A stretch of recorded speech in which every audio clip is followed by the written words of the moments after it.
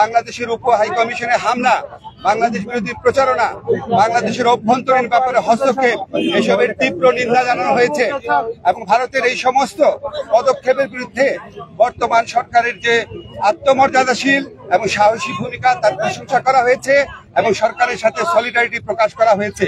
তবে একই সাথে সাথে ভারতের এই সমস্ত প্রচারণার বিরুদ্ধে সরকারকে আরো শক্তিশালী ভাবে, আরো বেগবান ভাবে এটাকে অ্যাড্রেস করার কথা বলা হয়েছে এবং এই জন্য প্রয়োজনীয় যে প্রবাসী যে আমাদের বন্ধুরা রয়েছেন, অন্য রাষ্ট্র রয়েছেন, বন্ধু রাষ্ট্র, তাদের সহযোগিতা, প্রবাসীদের সহযোগিতা, আন্তর্জাতিক সংবাদ সংস্থার যে সাংবাদিকরা রয়েছেন তাদেরকে এই দেশে ডেকে নিয়ে আসা, এই ধরনের নানান পরামর্শ দেওয়া হয়েছে এবং আমাদের কমিউনিকেশন স্কিল এবং ইন্টারন্যাশনাল লিগাল স্কিল বাড়ানোর পরামর্শ দেওয়া হয়েছে।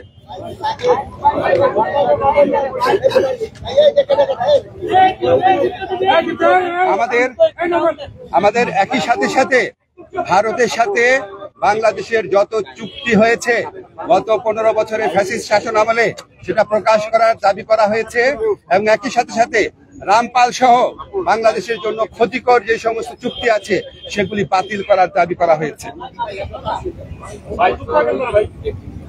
বাংলাদেশের প্রতি ভারতের যে অর্থনৈতিক নিপীড়ন, যে সাংস্কৃতিক আধিপত্য প্রতিষ্ঠার চেষ্টা, অভ্যন্তরীণ ব্যাপারে নাক গলানোর চেষ্টা, সেটার নিন্দা জানানো হয়েছে এবং ভারতকে বাংলাদেশের প্রতি মর্যাদাশীল আচরণ করার, সৎ প্রতিবেশী সুলভ আচরণ করার আহ্বান জানানো হয়েছে।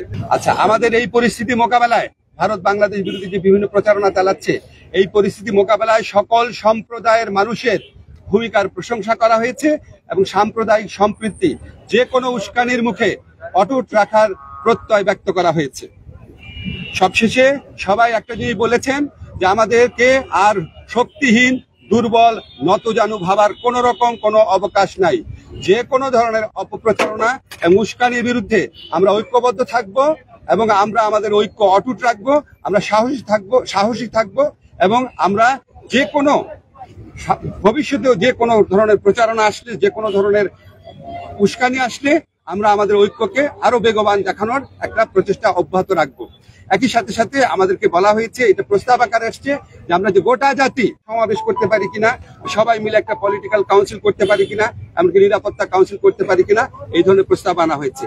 এই সবার মূল সুর ছিল যে আমাদের মধ্যে মত, পথ, আদর্শের ভিন্নতা থাকবে, আমাদের রাজনীতি ভিন্নতা থাকবে, অবস্থান ভিন্নতা থাকবে, কিন্তু দেশ সার্বভৌমত্ব এবং অস্তিত্বের প্রশ্নে আমরা সবাই এক, সবচেয়ে উপরে দেশ এবং এটার থেকে আমরা কখনো বিচ্যুত হব না। বাংলাদেশকে দুর্বল, শক্তিহীন, নতজানু ভাবার কোন রকম অবকাশ নাই।